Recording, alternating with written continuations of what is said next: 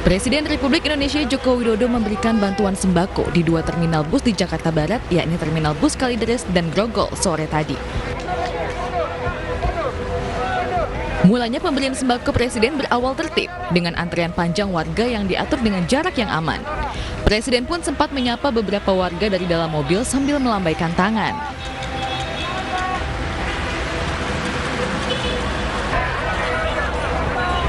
Namun antrean yang berawal tertib itu menjadi tidak teratur setelah Presiden meninggalkan lokasi pembagian bansos. Aksi desak-desakan warga pun tak terhindarkan. Akibat situasi yang sudah tidak kondusif, pembagian sembako pun dihentikan. Mobil yang membawa sembako tersebut langsung meninggalkan lokasi. Alhamdulillah senang banget, Mas. Senang ya? Iya. Ini baru pertama kali dapat bantuan dari Presiden? Sebelumnya sih udah pernah juga. Kali kayak kantor pos, RT RW. Ya. Dengan kondisi pandemi ini, Mas kan sebagai petugas apa? Kebersihan. Gimana perasaannya gini? Ya, sangat membantu banget sih, Mas.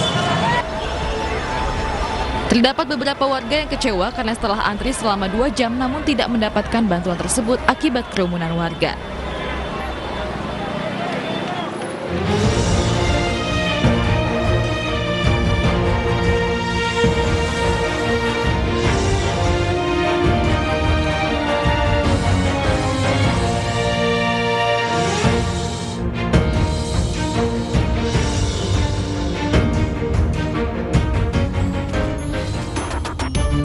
Selamat malam, apa kabar pemirsa? Menemani istirahat Anda bersama keluarga. Kami hadirkan rangkaian informasi penting yang kami pilihkan dalam HI News Prime. Saya Abraham Silaban.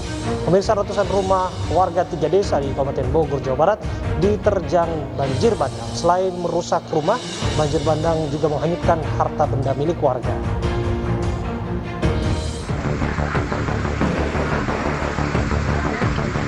Banjir bandang menerjang permukiman warga di Desa Rengas Jajar, Cigudeg, Kabupaten Bogor, Jawa Barat.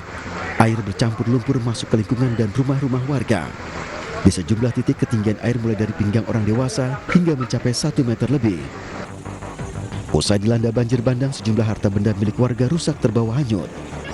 Sisa-sisa banjir bercampur lumpur masih menggenang di halaman dan rumah warga. Tingginya curah hujan dan pendangkalan sungai diduga menjadi sebab air meluap hingga ke permukiman warga. Tadi curah hujan yang cukup tinggi, sehingga tadi kondisi air yang kali yang terjadi pendangkalan, sehingga debit air curah yang curahnya sangat tinggi itu tidak tertampung, sehingga meluber ke pemukiman. Akibat banjir bandang, ratusan rumah warga di 3 desa alami kerusakan. Sejumlah warga terpaksa dievakuasi ke lokasi aman seperti musola dan tempat lainnya. Anggaran pengadaan seragam anggota DPRD Kota Tangerang yang nominalnya mencapai 1,2 miliar rupiah dibatalkan. Hal ini mengemuka setelah publik mengkritik bahan label internasional seragam anggota dewan tersebut.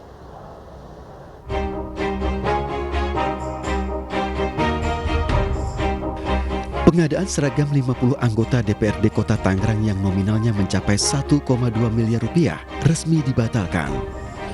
Hal tersebut diputuskan setelah DPRD Kota Tangerang menggelar rapat bersama membahas polemik pakaian dinas bernilai fantastis. Sebelumnya dalam laman situs LPSE Kota Tangerang, anggaran belanja seragam bernilai 675 juta rupiah. Anggaran ini naik 2 kali lipat dari pengadaan sebelumnya, yakni 312 juta rupiah. Itu pun belum ditambah dengan biaya jahit sebesar 600 juta rupiah. Sehingga total anggaran pengadaan seragam anggota DPRD Kota Tangerang tahun 2021 lebih dari 1,2 miliar rupiah. Anggaran sebesar itu rencananya untuk membuat 4 jenis seragam menggunakan bahan bermerek internasional. Pada saat kita secara average, angka-angka ini tiba-tiba muncul angka seperti itu kan, biasanya angka itu hampir dewan itu sudah tidak dalam konteks kesekwanan ya, itu seragam.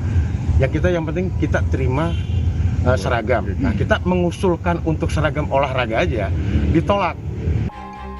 Pakaian dinas harian menggunakan lini label Prancis Louis Vuitton. Pakaian sipil resmi menggunakan bahan Lanivisio di Calvino label Italia. Pakaian sipil harian berlabel Teodoro, sedangkan pakaian sipil lengkap berlabel Thomas Crown.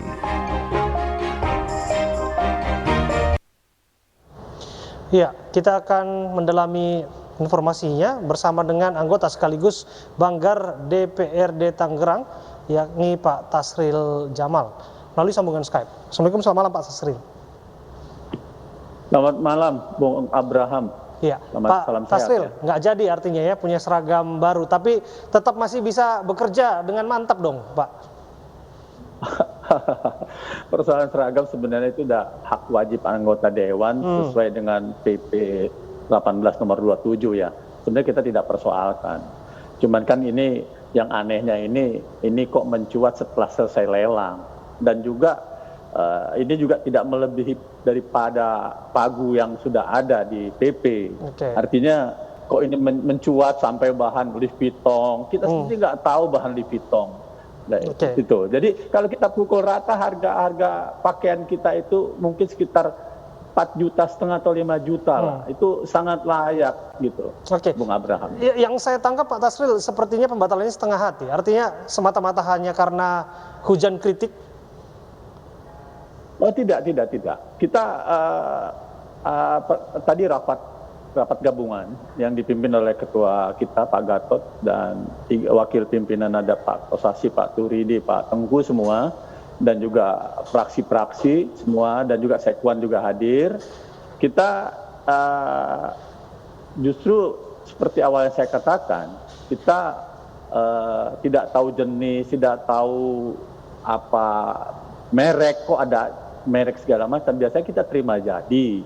Jadi artinya masalah merek, masalah harga segala macam mungkin ada di anggaran. Dan ini tidak melebihi daripada pagu. Yang penting. Artinya dalam hari ini dengan waktu yang cepat ini, singkat ya Pak ya, seluruh anggota DPRD Kota Tangerang tiba-tiba merasakan ada sense of morality secara bersama-sama untuk menghentikan ini. Iya, kita terpanggil karena memang artinya buat kita bukan nomor satu pakaian itu. Kita juga pakaian kita, aduh gini juga keren kok gitu loh.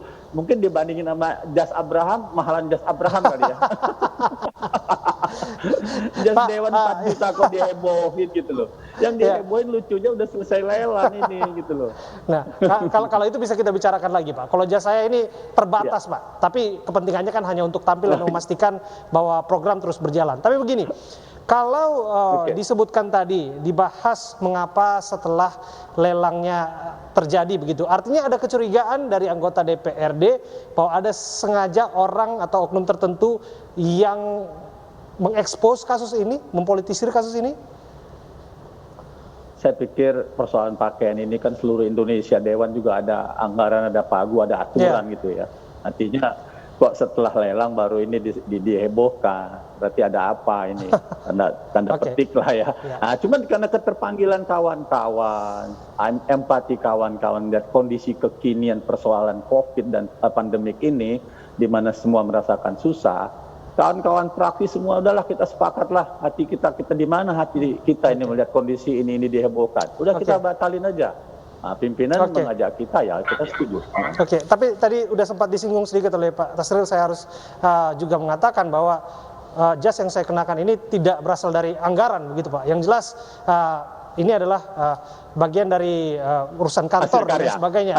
Kalau anggaran yang harus digunakan DPRD kan ini kaitannya setiap rupiah harus dipertanggungjawabkan begitu Pak. Kaitannya dengan setiap anggaran yang harus dipertanggungjawabkan, mengapa kemudian lantas menaikkan pagu anggarannya Pak dari angka sebelumnya di tengah bahwa kita sedang meronta-ronta di tengah pandemi? Justru ketika tahun lalu itu kita di bawah pagu yang ada. Jadi pagu kita di sini nih. Kita ambil di sini. Kita pikir pandemik sudah clear, kita naik ke normal dong, pagu normal. Nah, di pagu normal inilah kelihatannya timpang kok naik, padahal itu sesuai dengan pagu yang sudah ada. Itu. Dan kalau dibilang tingkat kebetulan, kita membatalkan pembangunan gedung Dewan, padahal kita belum punya gedung Dewan. Bayangkan, karena pandemik kita batalkan pembangunan gedung DPRD Kota Tangerang. Kita belum punya gedung loh, kita numpang. Dan kedua, pimpinan kita membatalkan beli mobil tahun lalu. Sebenarnya jatahnya ada. Inilah karena kepedulian. Jadi saya pikir ini persoalan yang dihebohkan ini tanda koma lah. Harapan saya cuma satu begitu Pak, bahwa program tetap berjalan sebagaimana mestinya. Meskipun kita juga highlight anggaran bansos serapannya ini sudah disentil oleh Kemendagri rendah Pak. Saya tidak tahu spesifik Tangerang apakah bansos sudah merata kepada masyarakat sebelum pada akhirnya harus tampil mantap dan prima misalnya menggunakan seragam baru? Bansos berjalan lancar sesuai dengan apa yang di lapangan kita lihat, dan pantauan kami anggota dewan yang turun juga RT RW tidak ada keluhan. Artinya masyarakat menerima sesuai apa yang sudah dianggarkan lah, baik dari pusat, provinsi maupun di Kota Tangerang. Jadi temuan kita di lapangan persoalan bansos clear aja.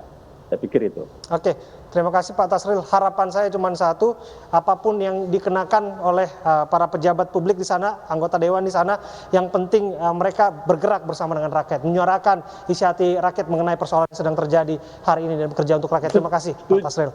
Setuju, dan mudah-mudahan teman ini persoalan baju ini bukan DPR Kota Tangerang, terima kasih. Indonesia semua. Oke, terima kasih. Selamat malam. Resepsi pernikahan anggota DPR di Surakarta, Jawa Tengah terpaksa dibubarkan Satpol PP. Informasi pembubaran resepsi pernikahan tersebut adalah satu dari 5 berita pilihan hari ini.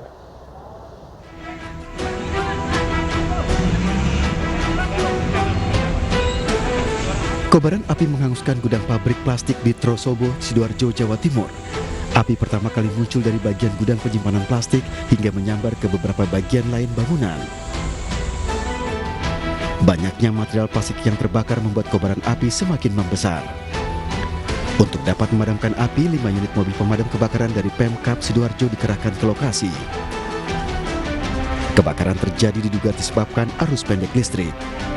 Tidak ada korban jiwa dalam kebakaran, namun kerugian ditaksir mencapai ratusan juta rupiah.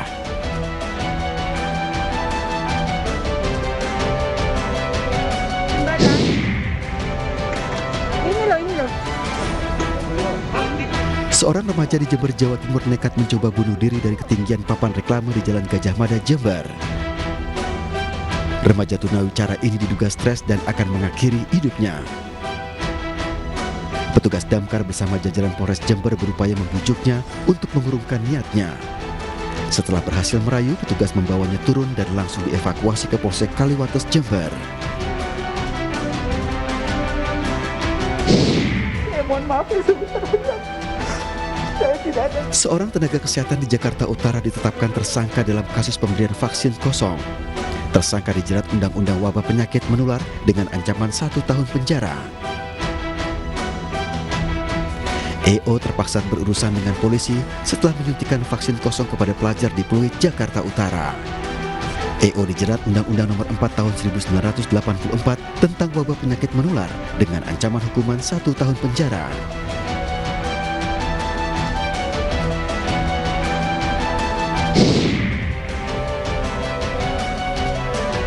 Hari pertama pembukaan mal saat pelonggaran PPKM Jawa Bali mulai dikunjungi warga. Di Semarang, Jawa Tengah, antrean masuk mal terjadi dengan menunjukkan kartu vaksin di depan pintu masuk. Dalam pembukaan mal di hari pertama, petugas masih mendapati sejumlah karyawan toko dan pengunjung yang masih belum divaksin. Meski mulai dibuka, namun masih terdapat sejumlah toko di dalam mal yang masih tutup.